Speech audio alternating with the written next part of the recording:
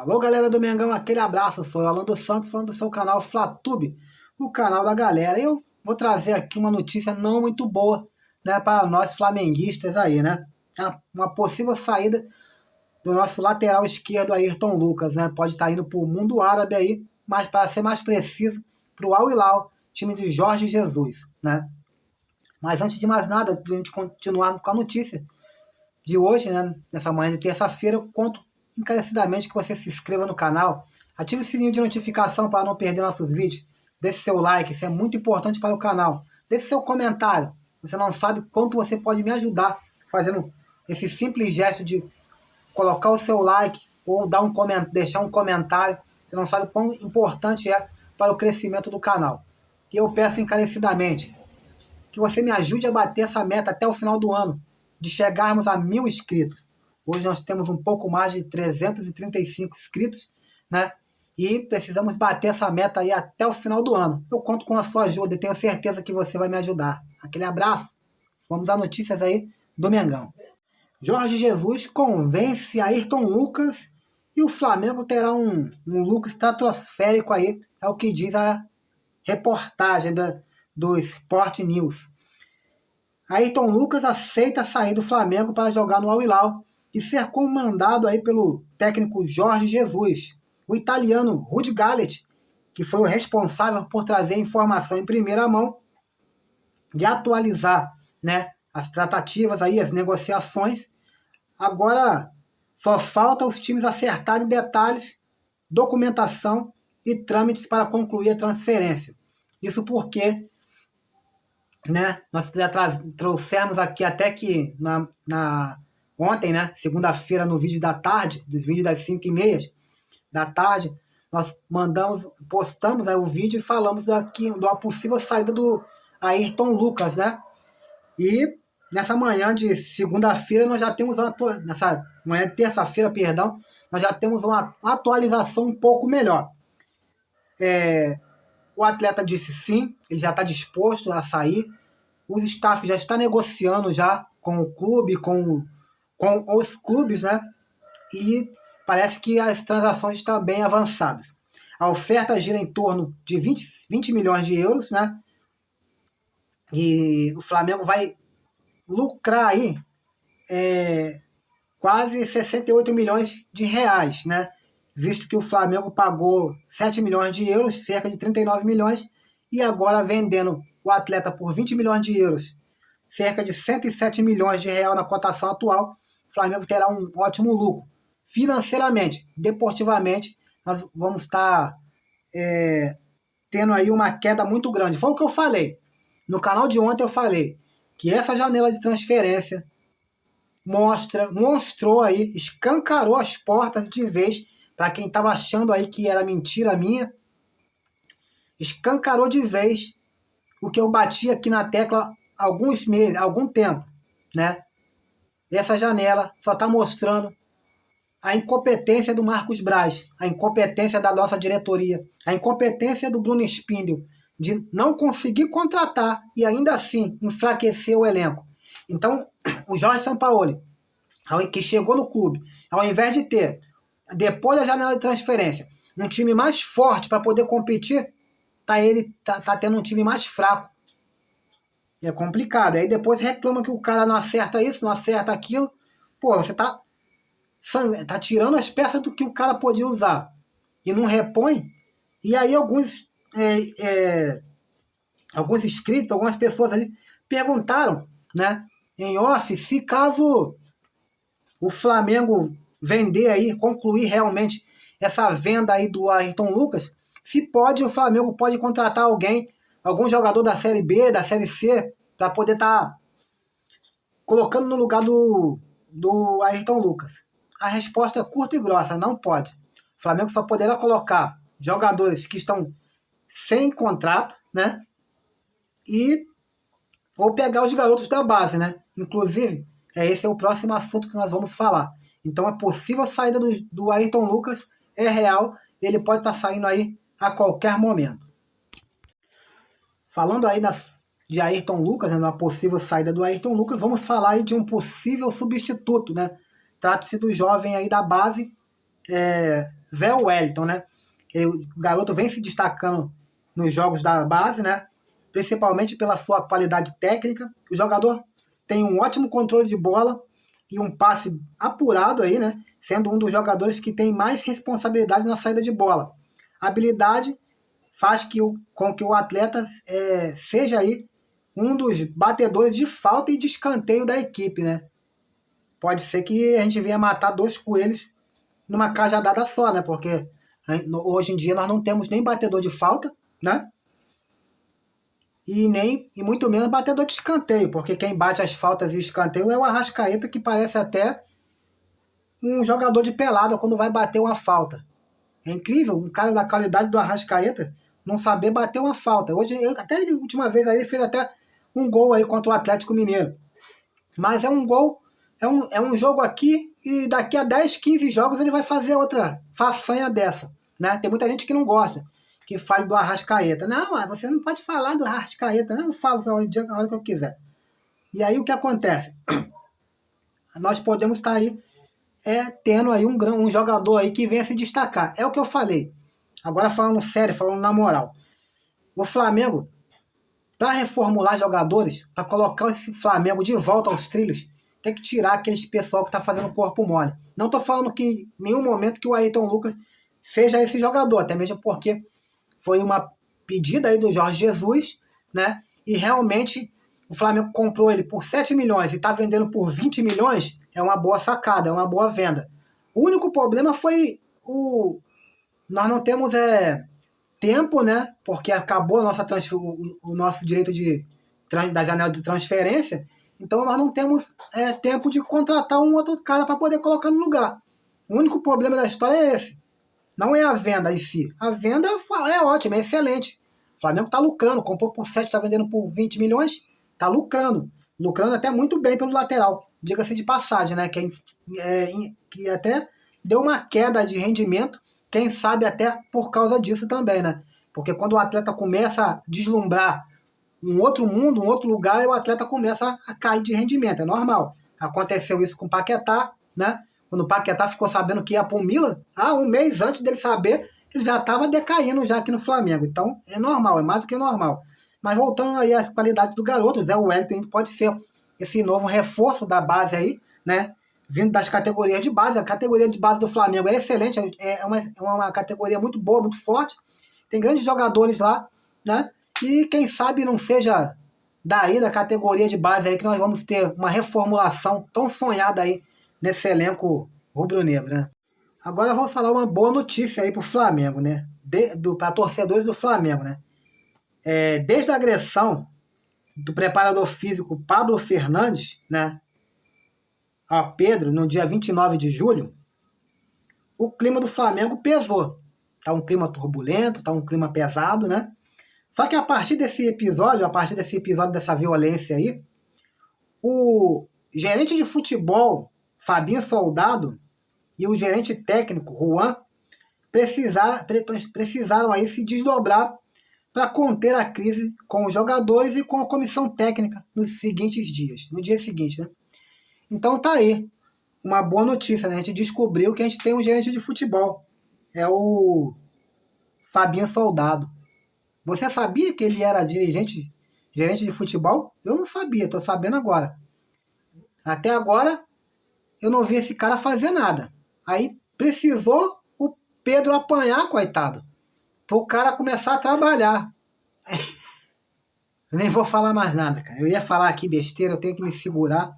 Pô, eu nem vou falar nada, eu vou terminar essa matéria assim. A gente descobriu, graças a Deus, hein? A gente descobriu que a gente tem um gerente de futebol, né? É o homem fantasma lá, né? O Fabinho Soldado, né? Ele tá igual o Gabigol. Atacante fantasma, o Gabigol agora, né? É o Gabriel Fantasma. Ele finge que ele tá lá no campo lá, só que ninguém vê. É impressionante. Então agora a gente tem um gerente de futebol fantasma, né? O Fabinho Fantasma, né? Não é Fabinho Soldado, não. Ele tá lá, mas ninguém vê. Ninguém nem sabia que ele existia lá, né? Cara, eu vou ficar quieto. Vamos pular pro próximo assunto que é melhor. O Flamengo se reapresenta aí com novidades sobre Davi Luiz e Eric Pulgar, né? Nessa segunda-feira, o elenco rubro-negro aí se reapresentou ao Ninho do Urubu para a realização dos treinamentos e preparação aí para o jogo de quarta-feira contra o Grêmio pela semifinal da Copa do Brasil, né? E as atividades aí contaram com as atualizações aí sobre Davi Luiz e Eric Pulgar, que devem seguir como desfalques aí ainda contra o Grêmio, né? O zagueiro que apresentou um desconforto do músculo adutor da perna esquerda, que já desfalcou o Flamengo contra o São Paulo, ele deve desfalcar contra o Grêmio também, mas segue fazendo as suas atividades no CT, né? Tratamento aí. Se recuperando também de uma grave lesão no bíceps femoral da coxa direita, o volante Eric Pulgar iniciou a transição com a fisioterapia, apesar de já realizar um aquecimento com os companheiros. O atleta não deve estar em campo na quarta-feira, mas já dá um grande passo, importante passo, para retornar ao time titular, né? E vale lembrar que para esse jogo contra o Grêmio, né? O Flamengo terá 3 desfalques aí. Davi Luiz, Eric Pulgar e o lateral Wesley, que foi suspenso, né? Está suspenso aí por conta do cartão amarelo. E quem deve atuar em seu lugar é o uruguaio Guillermo Varela, né? Então tá aí as atualizações. Espero que em breve aí o Pulgar venha retornar aos gramados. Está fazendo muita falta mesmo, né? Como eu tinha dito, o Flamengo faria uma reunião, né? Com jogadores e tudo mais, e também com o técnico Jorge Sampaoli, né?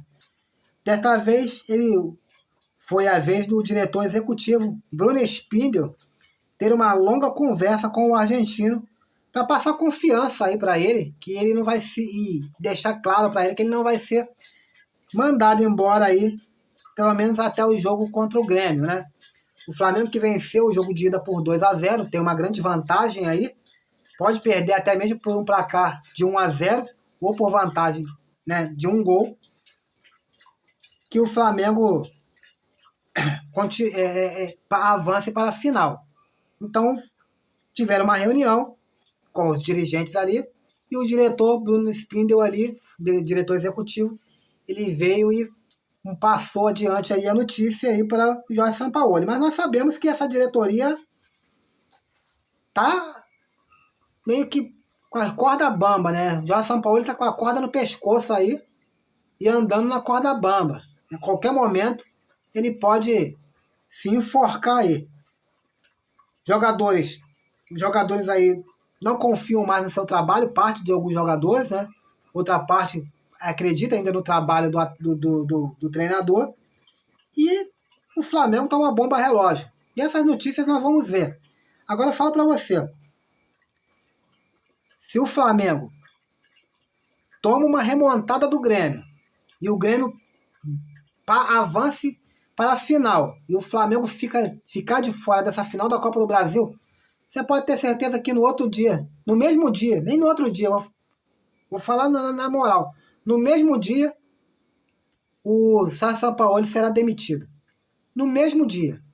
E aí é aquilo que eu falei, né? Vai demitir o cara e vai trazer quem? Rogério Ceni? Aí é brabo. Aí eu não preciso nem falar nada, né? E o Renato Gaúcho, né? Ele que não tem nada a ver com essa crise do Flamengo. Ele crê numa virada do Grêmio. Ele fala que nada é possível, né? E ele fala assim, ó, não vamos negar que o Flamengo fez uma vantagem. Futebol é futebol. Muita coisa acontece. Muita gente pensava que o Flamengo ia passar do Olímpia. Ainda deu uma cutucada aí do Renatão, né? Aí ele fala, eu tenho que me preparar, tenho que preparar melhor a minha equipe da melhor maneira e vamos tentar reverter. Sim, é muito difícil, mas não é impossível. Vamos jogar, temos 90 minutos no Maracanã, vamos nos preparar para tentar reverter. Era importante vencer o Fluminense para dar mais moral para a equipe. E vencemos, né? Nesse domingo aí. Contou aí o Renato Gaúcho aí, deu uma espetada no Flamengo aí. E eu vou falar para você, eu tô com medo dessa revirada aí. Tô com medo que isso aí pode acontecer. não tô nem com muita esperança nesse jogo aí. É claro que quando a gente começa o jogo, né, o coração do torcedor ele fala mais alto. Então a gente esquece todas as probabilidades contras, né? E foca só nas prós. Mas do jeito que tá jogando esse time aí, sei não. Sampaoli e Pedro conversam pela primeira vez após a agressão aí do ex-preparador físico, né? Com a intenção de conter a crise que vem se agravando em torno do Flamengo, Jorge Sampaoli conversou com o atacante Pedro pela primeira vez. De acordo com a ESPN, né, o comandante chamou o camisa 9 para conversar, né? E a conversa durou cerca de mais de meia hora aí, né? E serviu para aparar as arestas aí de ambos os lados, né? E o Pedro magoado, né? Com o Jorge Sampaoli. Sampaoli meio que descrente do Pedro, né? E essa reunião que teve aí foi importante, né? Você vê. Tanto foi importante que até o Pedro aí e o Jorge Sampaoli conversaram essa primeira vez. E agora, cara, é o que eu falo. O Flamengo precisa se unir. A comissão técnica precisa se unir com os jogadores precisam se unir com o Flamengo. Pega aquela rapaziada que não gosta do Jorge Sampaoli, bota ela no cantinho ali, pega aquela rapaziada que tá abraçando, abraça mais esses jogadores, dá força, mais motivação. Esses jogadores, começa a conversar com eles, dá oportunidade no Campeonato Brasileiro, oportunidade para um, oportunidade para outro, porque de repente, cara, os caras estão desmotivados. E em torno dessa, querendo voltar aí com apetite aí para voltar a jogar, de repente o cara entra com vontade. Entra até com mais vontade de quem tá lá, né? Então o Flamengo, tudo é uma conversa, né? E assim, no decorrer dessas mudanças todas aí, é o que eu falo. Se por acaso, porventura, o Jorge Sampaoli na quarta-feira, o Flamengo seja eliminado para o Grêmio, aí não vai ter mais nada, só vai restar o Campeonato Brasileiro. A gente está 15 pontos atrás do Botafogo. O Botafogo não perde, dificilmente perder. Toda vez que perdeu o ponto, tropeçou. O Flamengo tropeçou também, né? Fez o papel de tropeçar também. E então é o seguinte, se caso acontecer isso, é a minha opinião, a opinião do Alan. Eu acho que o Flamengo, o Sampaoli, o Rodolfo Landim teria que fazer o seguinte: mandasse o Sampaoli embora, contratasse, sei lá, outro cara que não seja, pelo amor de Deus, o Rogério Ceni,